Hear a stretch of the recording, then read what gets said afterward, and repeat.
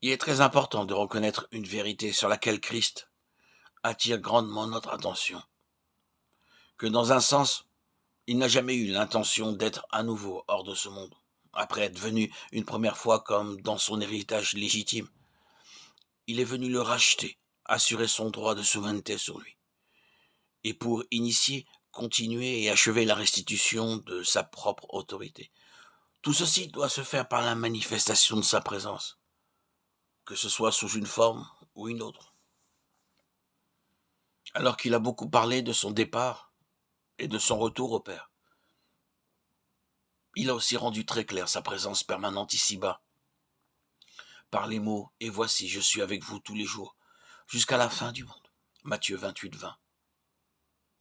Plus tard, Paul dit que la particularité principale ou la réalité du mystère caché de toute éternité en Dieu, c'est Christ en vous, l'espérance de la gloire. Colossiens 1, 26, 27. La présence physique personnelle de Christ dans le monde était en premier lieu de manifester la nature, la méthode, les moyens, les lois, le dessein et la puissance de sa présence permanente, au-delà des jours de sa chair. Et en second lieu, de rendre cela possible et concret par l'œuvre de la croix. Lui, né de Dieu, montre la nécessité et la nature d'être né de l'Esprit. Si la volonté de Dieu doit être faite sur la terre comme elle est faite au ciel. Puis, juste au commencement de son ministère, il a placé la croix, représentée par le baptême.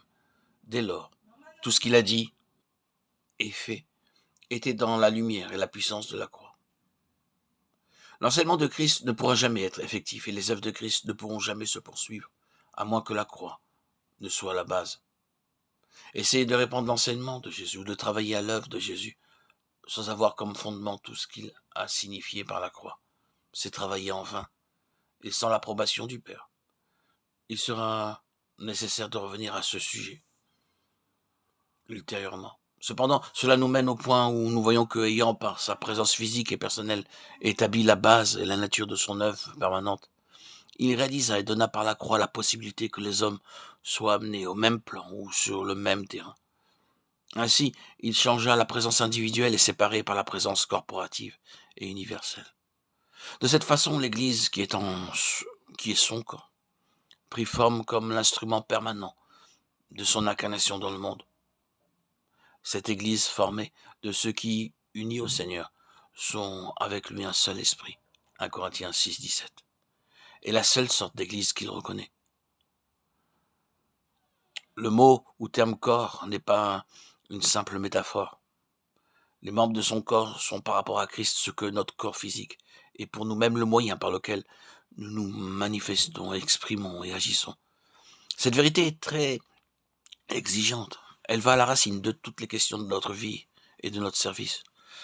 Travailler pour le Seigneur, prier pour le Seigneur, se trouveront dépendre d'une loi plus profonde qui gouverne leur efficacité. Nous ne pouvons pas nous adonner à l'œuvre pour Christ avec nos plans, nos programmes, nos conceptions ou organiser. Entreprendre une œuvre chrétienne et ensuite demander expressément le sceau et la bénédiction de Dieu.